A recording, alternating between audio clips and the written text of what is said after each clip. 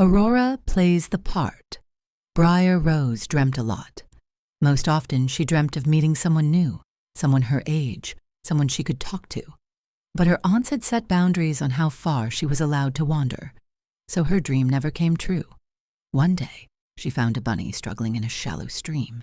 His family hadn't noticed he'd fallen, so Rose dropped her basket and ran to help.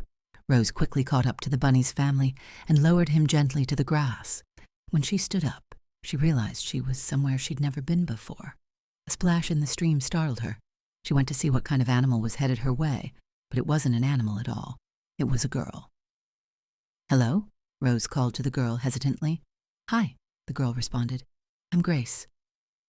Grace explained that she and her grandmother were part of a traveling acting troupe, and their caravan had broken down nearby.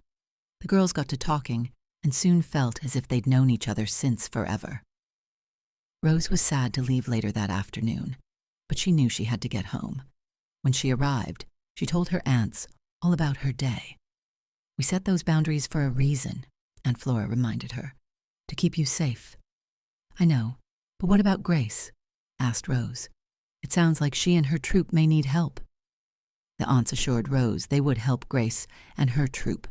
They instructed Rose to stay at home, but she quietly followed her aunts through the forest.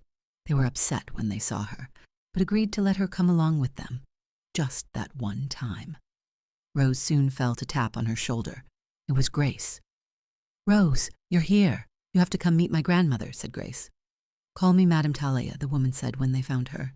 "You must be the girl Grace met in the forest." "Yes. Hello." Rose was fascinated by all that surrounded her. "So you put on plays? Where? Who makes these costumes? I think I'd love to perform on a stage." But not all her questions were answered. It wasn't long before the aunts came into the tent and told her it was time to go home. "Flora and I are going to help them find the parts they need to repair their wagons. The journey will take us 3 days," said Aunt Fauna. "We'll escort you back to the cottage first, though," Aunt Flora said to Rose. "Can I come along?" asked Grace. "I should get more water anyway."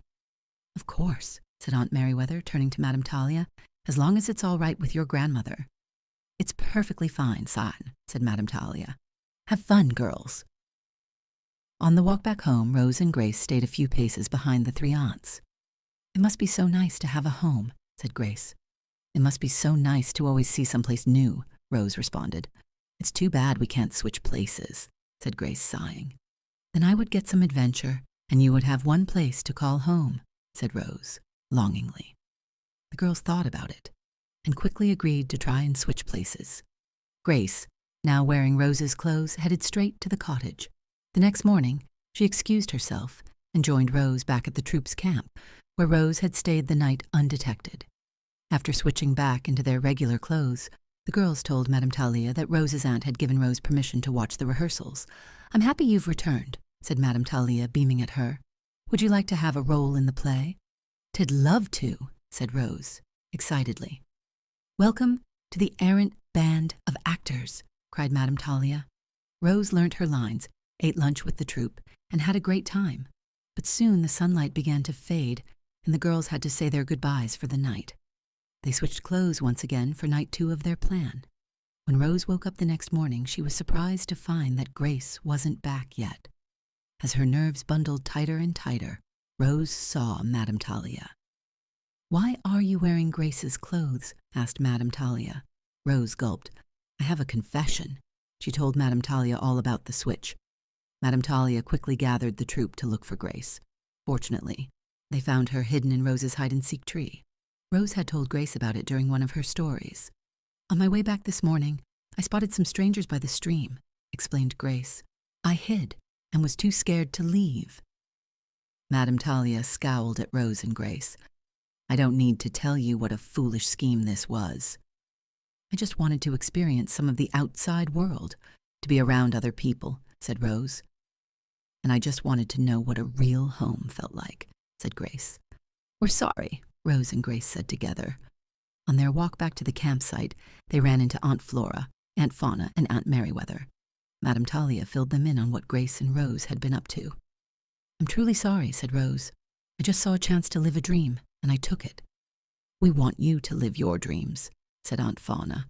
"But we set these rules to keep you safe," "You you'd belter go say your goodbyes," Aunt Flora told her. Near Madame Talia's tent, Grace was finishing up her own conversation with her grandmother. The girls ducked into the tent to swap clothes. "Are you in terrible trouble?" asked Rose, when they were back in their own clothes. "Meal cooking and cleanup duty through our next 10 shows," said Grace with a groan. "Worth it?" asked Rose. "Worth it," said Grace, grinning. When they emerged from the tent, they found Madame Talia next to Rose's aunts. "Rose," began Aunt Flora, "we've been speaking to Madame Talia, and we've decided to let you stay for the dress rehearsal," cheered Aunt Merriweather. "Oh my, thank you," cried Rose. It was a night Rose would not soon forget. She'd get to be a part of something, a cast, songs, a story, and it seemed like a wonderful dream come true.